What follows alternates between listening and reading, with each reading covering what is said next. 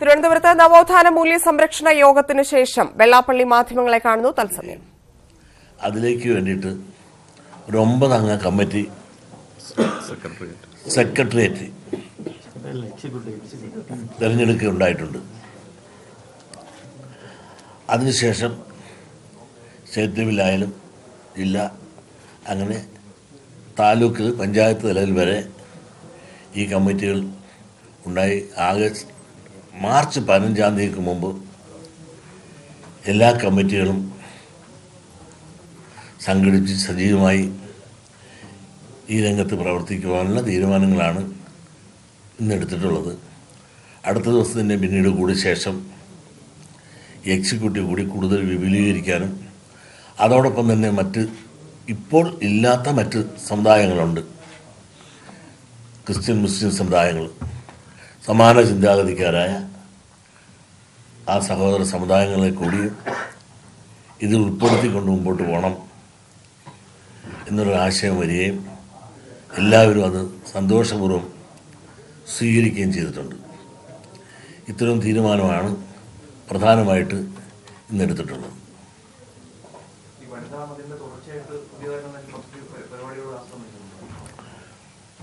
വനിതാ മതിലിന് അതിനുശേഷമുള്ള തുടർച്ചയാണല്ലോ ഈ പറഞ്ഞത്.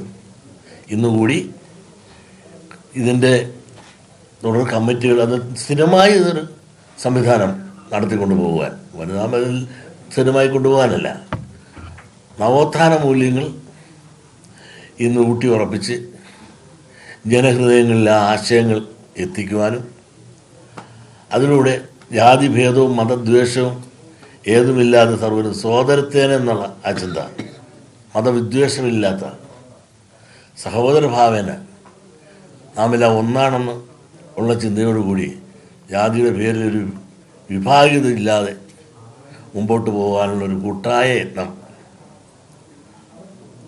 അതിനുള്ള പ്രവർത്തനങ്ങളും നടത്തുവാനാണ് തീരുമാനിച്ചിരിക്കുന്നത്. അതിൻ്റെ പ്രത്യേകിച്ച് അവലോകനത്തെ പറ്റി ചർച്ച ചെയ്തു. അത് കഴിഞ്ഞല്ലോ, മതിലും കഴിഞ്ഞ് അതും കഴിഞ്ഞ് ഇനി പിന്നെ അതിലേക്ക് പോകേണ്ട കാര്യമില്ല. അതെ,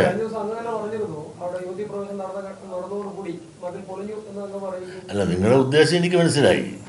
അതൊന്നും ഇങ്ങോട്ട് എടുക്കണ്ട. മതിലും കഴിഞ്ഞ് ശബരിമല അടച്ച് ഇനി പിന്നെ ആ അടച്ച അധ്യായം ഇനി തുറക്കണ്ട.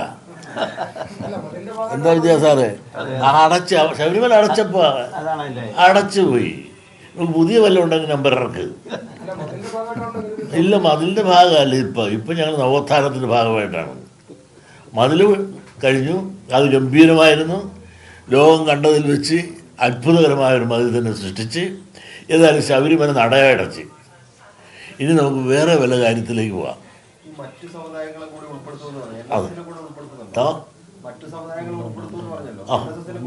NSS നേരത്തെ ക്ഷണിച്ചാലല്ലോ, വരാതിരുന്നതല്ലേ. ഇനി വന്നാലും സ്വീകരിക്കുമായിരിക്കും.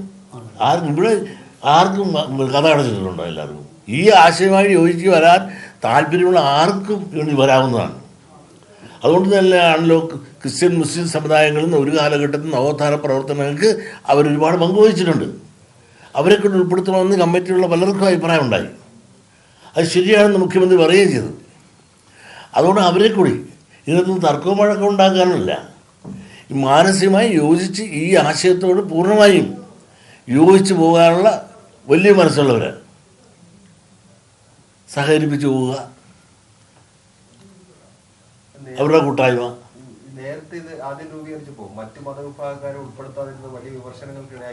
ഒരു വിമർശനമില്ല. അത് നിങ്ങളിൽ വിമർശനം ഉണ്ടായി, ഞങ്ങളുടെ ഒരു വിമർശനവും തർക്കവും ഒന്നും ഉണ്ടായിട്ടില്ല.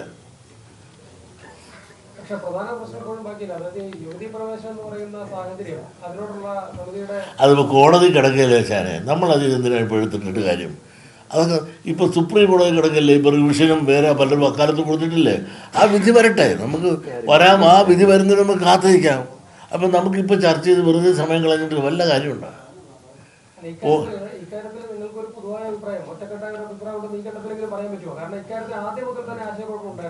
അത് നിങ്ങൾക്കാണ് ആശയക്കുഴപ്പം.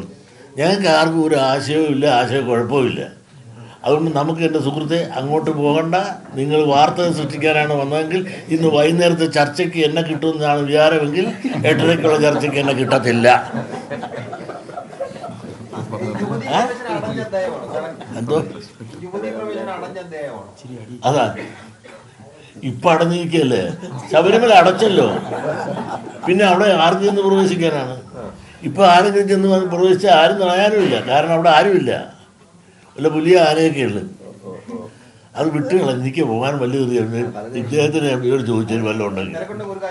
ഓ ആ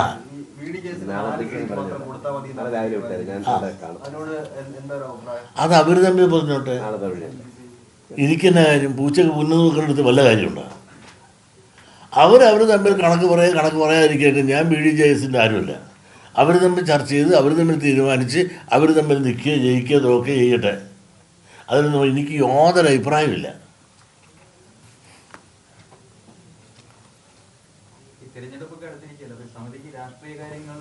ഒരു കാര്യമില്ലായിരുന്നു രാഷ്ട്രീയം. ഇവിടെ ഞങ്ങൾക്ക് ഒരൊറ്റ ലക്ഷ്യമുള്ളൂ, നമ്മളെല്ലാം എല്ലാം ജാതിയും വർണ്ണവും മതവും പറഞ്ഞ് പരസ്പരം തല്ലാതെ നമുക്ക് ഏക ചിന്ത, ഒരു മതേതര ചിന്ത.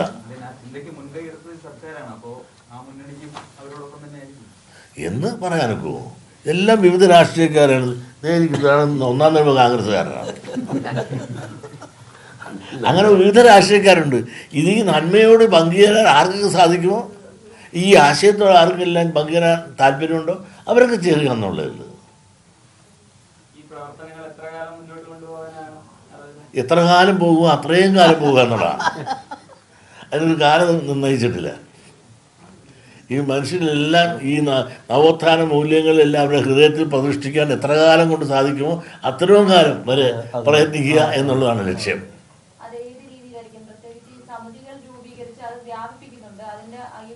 ആശയപ്രചരണം നല്ല പ്രധാനമായിട്ട് കൂട്ടായ്മ, ആശയപ്രചരണങ്ങൾ, പഴയകാല നവോത്ഥാന പ്രവർത്തകരായിരുന്ന അന്ന് വലിയ വലിയ മഹാത്മാക്കളുണ്ട്. അവരുടെ പഴയകാല ചരിത്രങ്ങൾ പലതും ഇപ്പോൾ പലർക്കും അറിയില്ല. അവരെ ഓർമ്മപ്പെടുത്തുക, അവർ നടത്തിയ പ്രവർത്തനങ്ങളെപ്പറ്റിയും അവരുടെ ത്യാഗങ്ങളെപ്പറ്റിയും ജനങ്ങളെ ബോധ്യപ്പെടുത്തുക. പണ്ടുള്ള ആളുകൾ ജീവിച്ചതും ഇന്നിപ്പോൾ ജീവിച്ചിരിക്കുന്ന അവസ്ഥയും ഈ വ്യത്യാസങ്ങൾ ജനങ്ങളെ ബോധ്യപ്പെടുത്തുക. അതിന് ഓരോരുത്തരും അനുഭവിച്ച ത്യാഗങ്ങൾ, പ്രയാസങ്ങൾ, അതിനെ അതിജീവിച്ചത്, ഇതെല്ലാം പുതിയ തലമുറക്ക് പലർക്കും ഒന്നും അറിയില്ല. അപ്പോൾ പലതും അവരെ അറിയാനും അറിയിക്കാനും കൂടെ വേണ്ടിയിട്ടാണ്. എനിക്കറിയില്ല, ഞാൻ ഈ നാട്ടുകാരനല്ല. അതും കഴിഞ്ഞു തുടങ്ങും. അങ്ങനെ നിങ്ങൾക്ക് ഒരു മാർഗരേഖയോ അല്ലെങ്കിൽ ഒരു ലക്ഷ്മണരേഖയോ നിങ്ങൾ പ്ലീസ് വരയ്ക്കരുത്. ലോക്സഭ കഴിഞ്ഞാൽ പിന്നെ കിടക്കില്ല തെരഞ്ഞെടുപ്പ് കൂടാ.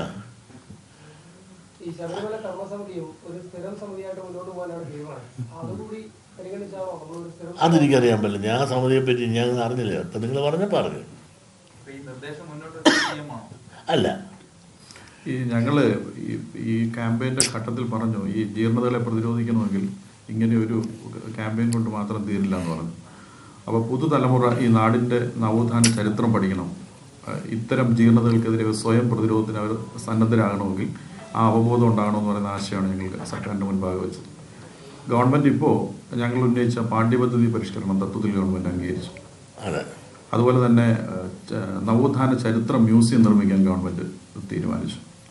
അതിൻ്റെയൊക്കെ ഭാഗമായിട്ടാണ് ഇപ്പോൾ ഞങ്ങളുടെ കമ്മിറ്റിയിൽ തന്നെ തമസ്കരിക്കപ്പെട്ടു പോയ പല നവോത്ഥാന നായകരെയും ഈ സമൂഹത്തിന് പരിചയപ്പെടുത്തേണ്ടതുണ്ട്. അവരുടെ സംഭാവനകളെ സംബന്ധിച്ച് ബോധ്യപ്പെടുത്തേണ്ടതുണ്ട്.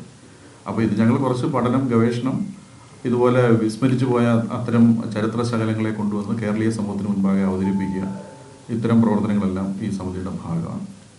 അപ്പോൾ ഇതൊരു താൽക്കാലിക സംവിധാനമല്ല.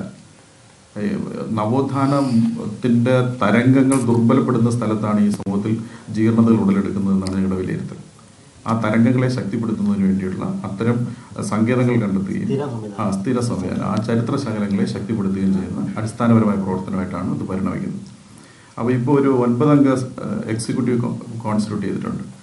അത് ഇതിനൊരു നയം എന്തായിരിക്കണം, ഇതിൻ്റെ പരിപാടികൾ എന്തായിരിക്കണം എന്നുള്ളതിനെ സംബന്ധിച്ച് അതിൻ്റെ കരട് രൂപപ്പെടുത്താൻ വേണ്ടി ഈ സമിതിയെ ചുമതലപ്പെടുത്തിയിട്ടുണ്ട്. അപ്പോൾ ഇതിലിപ്പോൾ ഇതിൻ്റെ ചെയർമാൻ ശ്രീ വെള്ളാപ്പള്ളി നടേശൻ, അതുപോലെ തന്നെ കൺവീനർ കുന്നല ശ്രീകുമാർ, ഇതിൻ്റെ treasurer advocate K Somaprasad MP, പിന്നീട് വനിതാ സെക്രട്ടേറിയറ്റിൻ്റെ സാരഥിയായിട്ടുള്ള advocate K Santhakumari, advocate CK Vidyasagar, advocate PR Devadas, Shri CP Sugathan, Shri P Ramabhadran, അതുപോലെ തന്നെ ശ്രീ PK സജീവ്, അങ്ങനെ 9 പേരടങ്ങുന്ന ഒരു എക്സിക്യൂട്ടീവ് രൂപീകരിച്ചിട്ടുണ്ട്. ഇവിടെ ചെയർമാൻ പറഞ്ഞതുപോലെ ഫെബ്രുവരി 15 മുൻപായി നവോത്ഥാന മൂല്യ സംരക്ഷണ യോഗത്തിന് ശേഷം യോഗ തീരുമാനങ്ങൾ വെള്ളാപ്പള്ളി നടേശൻ വിശദീകരിക്കുകയായിരുന്നു. തത്സമയമാണ് കണ്ടത്. മറ്റൊരു പ്രധാനപ്പെട്ട വാർത്തയിലേക്ക്. നടിയെ ആക്രമിച്ച കേസിൽ വിചാരണയ്ക്ക് വനിതാ ജഡ്ജി വേണമെന്ന നടിയുടെ ആവശ്യത്തിന് അനുകൂല തീരുമാനം. എറണാകുളം, തൃശൂർ ജില്ലകളിൽ വനിതാ ജഡ്ജിമാർ ലഭ്യമാണോ എന്ന് പരിശോധിക്കാൻ രജിസ്ട്രാർക്ക് ഹൈക്കോടതി നിർദ്ദേശം. വ്യാഴാഴ്ച വീണ്ടും കേസ് പരിഗണിക്കും. ശ്രീനാഥ് ചേരുന്നു. ശ്രീനാഥ്, വനിതാ ജഡ്ജി വേണം എന്ന നടിയുടെ ആവശ്യം കോടതി അംഗീകരിച്ചു കഴിഞ്ഞോ? ജഡ്ജിയെ എപ്പോഴായിരിക്കും തീരുമാനിക്കുക? വിവരങ്ങൾ. ധന്യ, വനിതാ ജഡ്ജി വേണമെന്ന ഇരയുടെ ആവശ്യം ഏതാണ്ട് അംഗീകരിച്ച രീതിയിലാണ് കോടതി ഇന്ന് സംസാരിച്ചത്. അതായത് എറണാകുളം, തൃശൂർ ജില്ലകളിലെ വനിതാ ജഡ്ജിമാർ ആരൊക്കെയുണ്ട് എന്ന് അന്വേഷിച്ച് വ്യാഴാഴ്ചയ്ക്കകം റിപ്പോർട്ട് നൽകാൻ ഹൈക്കോടതി രജിസ്ട്രാർക്ക് നിർദ്ദേശം നൽകിയിരിക്കുകയാണ്. വ്യാഴാഴ്ച വീണ്ടും ഈ കേസ് പരിഗണിക്കും. സ്ത്രീകളും കുട്ടികളും ഇരയാകുന്ന കേസുകൾ പരിശോധിക്കാൻ സംസ്ഥാനത്ത് മതിയായ കോടതികളില്ല എന്ന് ഹൈക്കോടതി അഭിപ്രായപ്പെട്ടു. ഇത് ഗുരുതരമായ സാഹചര്യമാണ്. പ്രതിയുടെ മുന്നിലൂടെ ഇരയായ വ്യക്തിക്ക് കോടതിയിലെത്തേണ്ട സാഹചര്യമുണ്ട്. നിർഭയമായി ഇരകൾക്ക് മൊഴി നൽകാൻ സാധിക്കുന്നില്ല. ചില ഘട്ടങ്ങളിൽ ഇരകളെ പ്രതികൾ ഭീഷണിപ്പെടുത്തുന്ന സാഹചര്യവും കോടതികളിൽ ഉണ്ടാകുന്നുണ്ട്. ഇത് വലിയ രീതിയിൽ പ്രത്യാഘാതം ഉണ്ടാക്കുന്ന കാര്യങ്ങളാണ്. കഴിഞ്ഞ 6 മാസത്തിനിടയിൽ സ്ത്രീകൾക്കും കുട്ടികൾക്കും എതിരായ കേസുകൾ ക്രമാതീതമായി സംസ്ഥാനത്ത് വർദ്ധിച്ചു വരുന്നുണ്ട്. മറ്റ് സംസ്ഥാനങ്ങൾ പീഡനത്തിന് ഇരയാകുന്നവർക്ക് മൊഴി നൽകാൻ കോടതികളിൽ പ്രത്യേക ഇലക്ട്രോണിക് സംവിധാനം അടക്കമുള്ള സംവിധാനങ്ങളുണ്ട്. പക്ഷേ സംസ്ഥാനത്ത് ഇത്തരം സ്ഥിതിവിശേഷങ്ങൾ, ഇത്തരം കാര്യങ്ങളൊന്നുമില്ല. ഇവിടുത്തെ സ്ഥിതി വളരെ ദയനീയമാണ് എന്നും കോടതി അഭിപ്രായപ്പെട്ടിരിക്കുന്നു. ഏതായാലും കോടതി കേസ് അടുത്ത വ്യാഴാഴ്ച വീണ്ടും പരിഗണിക്കും. അന്തിമ തീരുമാനം വ്യാഴാഴ്ചയാണോ എടുക്കുക? ജഡ്ജിമാരെ തിരയുന്ന കാര്യത്തിൽ തൃശൂർ, എറണാകുളം ജില്ലയിൽ നിന്ന് മാത്രമുള്ള ജഡ്ജിമാരെ ആയിരിക്കുമോ നിയമിക്കുക? തൃശൂർ, എറണാകുളം ഭാഗത്തുള്ള ജഡ്ജിമാരുടെ ലിസ്റ്റ് എടുക്കാനാണ് ഇപ്പോൾ നിർദ്ദേശിച്ചിരിക്കുന്നത്. അതിനുശേഷമായിരിക്കും കോടതി ഒരു തീരുമാനത്തിലെത്തുക. അവിടെ ജഡ്ജിമാർ ആവശ്യത്തിനുണ്ടെങ്കിൽ, ഏതെങ്കിലും വനിതാ ജഡ്ജിമാരുടെ സേവനം ലഭ്യമാകുമെന്നുണ്ടെങ്കിൽ അവരെ തന്നെ നിയോഗിക്കാനാണ് കോടതി ഉദ്ദേശിക്കുന്നത്. അത്തരത്തിൽ ഒരു ഉത്തരവ് വ്യാഴാഴ്ച മാത്രമേ ഉണ്ടാകുകയുള്ളൂ. ഏതായാലും അവിടെ ജഡ്ജിമാർ ഇല്ല എങ്കിൽ, ഈ 2 ജില്ലകളിലും ജഡ്ജിമാർ ഇല്ലെങ്കിൽ മാത്രമേ മറ്റു ജില്ലകളിലെ ജഡ്ജിമാരുടെ സാന്നിധ്യം പരിശോധിക്കേണ്ടതുള്ളൂ. വനിതാ ജഡ്ജി ആവശ്യപ്പെട്ടുള്ള നടിയുടെ ഹർജിയിൽ കോടതിയുടെ നിരീക്ഷണം ഏത് രീതിയിലായിരുന്നു ശ്രീനാഥ്? വനിതാ ജഡ്ജി വേണം എന്ന നടിയുടെ ആവശ്യം അത് വളരെ കാലമായി നടി പല വേദികളിലും ഉന്നയിക്കുകയാണ്. ആ ആവശ്യമാണ് ഇപ്പോൾ കോടതി ഏതാണ്ട് അംഗീകരിച്ചിരിക്കുന്നത്. അതിനുവേണ്ടിയാണ് ഇപ്പോൾ ജഡ്ജിമാരുടെ ലിസ്റ്റ് എടുക്കാനായി ഇപ്പോൾ ഹൈക്കോടതി രജിസ്ട്രാർക്ക് നിർദ്ദേശം നൽകിയിരിക്കുന്നത്. ഇതനുസരിച്ച് ലിസ്റ്റ് ലഭിക്കുന്ന മുറയ്ക്ക് ഇതിൽ ആരാണോ യോഗ്യരായ ജഡ്ജിമാരുള്ളത്, വനിതാ ജഡ്ജിമാരുള്ളത്, അതനുസരിച്ച് കോടതി തന്നെ കണ്ടെത്തി ഏതെങ്കിലും ഒരു ജഡ്ജിമാരെ ഈ ആവശ്യത്തിന് നിയോഗിക്കുകയായിരിക്കും ചെയ്യുക. ഏതായാലും വിചാരണ ഉടനെ ആരംഭിക്കുമെന്നൊരു സൂചനയാണ് ഇതുവഴി ലഭ്യമാകുന്നത്. പലതരത്തിൽ ഈ വിചാരണ വൈകിക്കൊണ്ടിരിക്കുകയാണ്. നമുക്കറിയാം, നിരവധി ഹർജികളും ഉപഹർജികളും ഒക്കെ പ്രതിയുടെ ഭാഗത്ത് നിന്ന് ഉണ്ടാകുന്നുണ്ട്. അതുകൊണ്ട് വിചാരണ വളരെ അധികം വൈകുന്നുണ്ട്. അതോടൊപ്പം തന്നെ ഇത്തരത്തിൽ വനിതാ ജഡ്ജി വേണം എന്ന ഒരു ആവശ്യവും ഈ ഇരയുടെ ഭാഗത്തു നിന്നുണ്ടായിരുന്നു. ഇതൊക്കെ പരിഗണിച്ചാണ് ഇപ്പോൾ പെട്ടെന്ന് തന്നെ കോടതി ഈ കേസ് പരിഗണിച്ചിരിക്കുന്നത്. അതോടൊപ്പം നടത്തിയ പരാമർശങ്ങളാണ്, വളരെ ഗുരുതരമായ ചില പരാമർശങ്ങളാണ് കോടതി പറഞ്ഞിരിക്കുന്നത്. ഇത്തരം കേസുകൾ പരിഗണിക്കാനുള്ള സാഹചര്യമോ പ്രത്യേക സംവിധാനമോ സംസ്ഥാനത്തില്ല. മറ്റു സംസ്ഥാനങ്ങളിലൊക്കെ ആ സംവിധാനമുണ്ട്. ഇവിടെയും ആ സംവിധാനം വേണ്ടതാണ്. കാലം ഏറെ കടന്നുപോയിരിക്കുന്നു. അത് മനസ്സിലാക്കാൻ നമ്മുടെ സംവിധാനങ്ങൾക്ക് കഴിയുന്നില്ല. അത് വളരെ കഷ്ടമാണ് എന്ന് കോടതി വിലയിരുത്തുകയും ചെയ്തു. ശരി ശ്രീനാഥ്, നടിയെ ആക്രമിച്ച കേസിൽ വിചാരണയ്ക്ക് വനിതാ ജഡ്ജി വേണമെന്ന നടിയുടെ ആവശ്യം ഹൈക്കോടതി അംഗീകരിച്ചിരിക്കുന്നു. കേസ് വീണ്ടും വ്യാഴാഴ്ച പരിഗണിക്കും. ശ്രീനാഥാണ് വിശദാംശങ്ങൾ നൽകിയത്. തെരഞ്ഞെടുപ്പിന് അരങ്ങൊരുങ്ങുന്നു.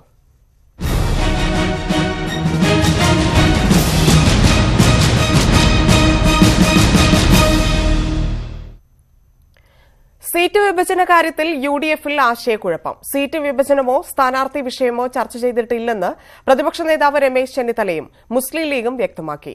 UDF-ലും കോൺഗ്രസിലും സീറ്റ് ധാരണയായെന്നായിരുന്നു KPCC അധ്യക്ഷൻ മുല്ലപ്പള്ളി രാമചന്ദ്രന്റെ പ്രതികരണം. KPCC പ്രസിഡന്റ് മത്സരിക്കേണ്ടതില്ലെന്ന് K. സുധാകരനും പ്രതികരിച്ചു.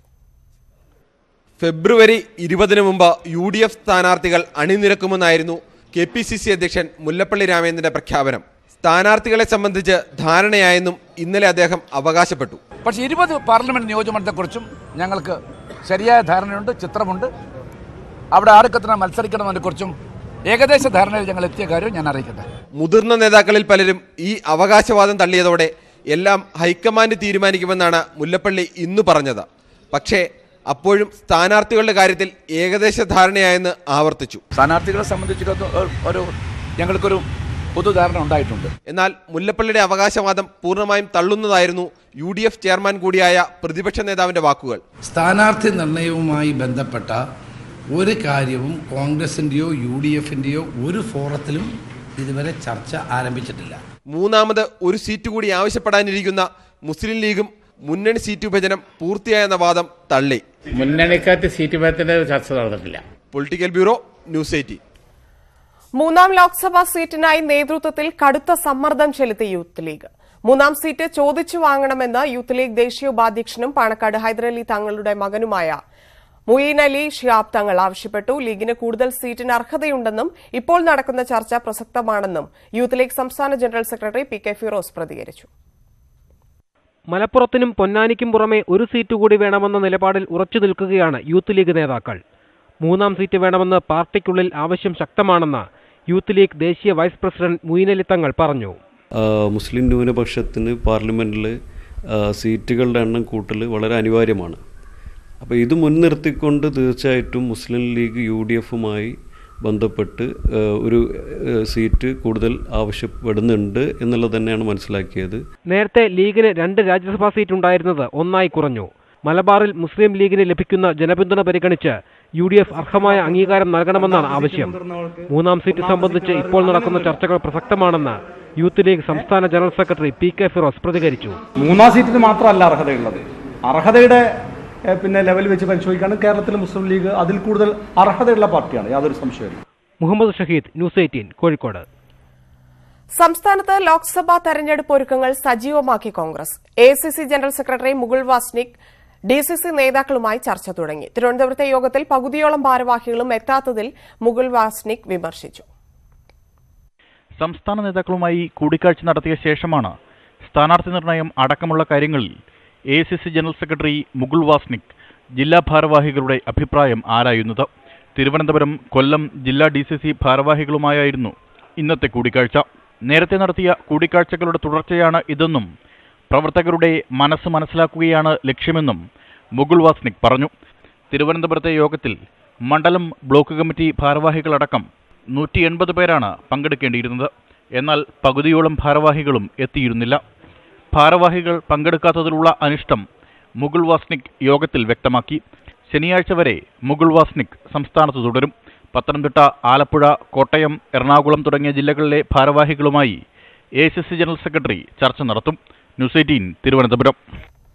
കോൺഗ്രസ് അധ്യക്ഷൻ രാഹുൽ ഗാന്ധിയുടെ മാസ്റ്റർ സ്ട്രോക്കാണ് AICC പുനഃസംഘടനയെന്ന് AICC പ്രവർത്തക സമിതി അംഗം AK ആന്റണി. അതിന്റെ അലയൊലികൾ വരും വർഷങ്ങളിലുമുണ്ടാകും. പ്രിയങ്കയുടെ വരവും KC വേണുഗോപാൽ സംഘടനാ ചുമതല ഏറ്റെടുത്തതും പാർട്ടിക്ക് ഗുണം ചെയ്യുമെന്നും AK ആന്റണി പറഞ്ഞു. കോൺഗ്രസ് അധ്യക്ഷൻ രാഹുൽ ഗാന്ധി നടത്തിയ ഒരു മാസ്റ്റർ സ്ട്രോക്കാണ് AICC പുനഃസംഘടന. എല്ലാ അർത്ഥത്തിലും മാസ്റ്റർ സ്ട്രോക്ക്. മോഡി ഭരണം അവസാനിപ്പിക്കാൻ രാഹുൽ ഗാന്ധി നടത്തിക്കൊണ്ടിരിക്കുന്ന പടയോട്ടത്തിന് അദ്ദേഹത്തിന് കരുത്ത് നൽകുവാൻ പ്രിയങ്ക ഗാന്ധിയുടെ പുതിയ സ്ഥാനലബ്ധി കൂടുതൽ സഹായിക്കുമെന്നാണ് എൻ്റെ വിശ്വാസം. ഹൈക്കമാൻഡ് ആവശ്യപ്പെട്ടാൽ ലോക്സഭാ തെരഞ്ഞെടുപ്പിൽ മത്സരിക്കുമെന്നും ഉമ്മൻചാണ്ടി. UDFിൽ സീറ്റ് വിഭജന ചർച്ചകൾ തുടങ്ങിയിട്ടില്ല. ഘടകകക്ഷികളുടെ ആവശ്യം മുന്നണി പരിഗണിക്കുമെന്നും ഉമ്മൻചാണ്ടി കാസർഗോഡ് പ്രതികരിച്ചു. ഉമ്മൻചാണ്ടി സാർ മത്സരിക്കാൻ നേതാക്കന്മാർക്കിടയിൽ വലിയ താല്പര്യമുണ്ട്. അതിന് സാറിന്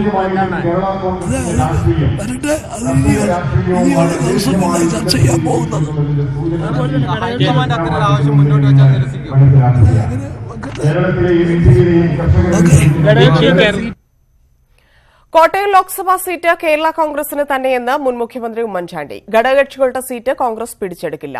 മാധ്യമങ്ങളിൽ മറിച്ചുവരുന്ന വാർത്ത അടിസ്ഥാനരഹിതമാണ്. കേരള കോൺഗ്രസ് എമ്മിന്റെ കേരള യാത്ര കാസർഗോഡ് ഉദ്ഘാടനം ചെയ്ത് സംസാരിക്കുകയായിരുന്നു അദ്ദേഹം. കേരള കോൺഗ്രസിന് നിലവിലുള്ള സീറ്റ് കോട്ടയം, അത് കേരള കോൺഗ്രസിന് തന്നെ.